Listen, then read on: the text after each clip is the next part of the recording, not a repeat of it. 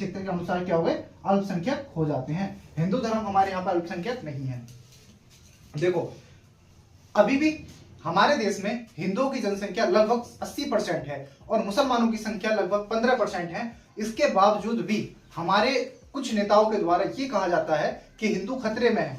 अगर आप 80% होकर और 14-15% वाले लोगों से आप डर रहे हो या फिर और कम लोगों से डर रहे हो, है ना, 80% होकर आपको इतना डर लग रहा है, तो 14% वाले, 2% वालों, 1% वाले को कितना डर लगता होगा इस देश में, है ना।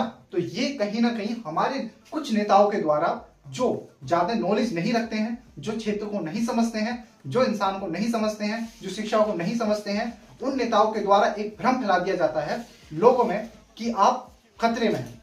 खतरे में कोई जाति नहीं है, कोई धर्म नहीं है, कोई भगवान नहीं है, कोई अल्लाह नहीं है, कोई मस्जिद नहीं है, कोई मंदिर नहीं है, कोई गुरुद्वारा नहीं है, कोई चर्च नहीं है। अगर खतरे में है तो इंसानियत खतरे में है। हमें इंसानियत को बचाना है, हमें इंसान को बचाना है ना।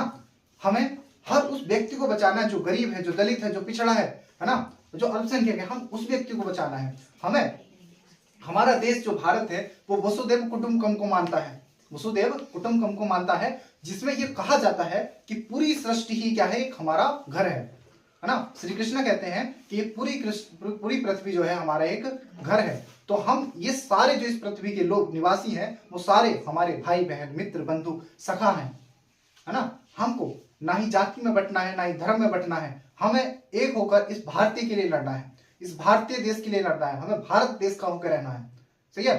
तो अगर ये डर लगता है कि आप एक बार उस व्यक्ति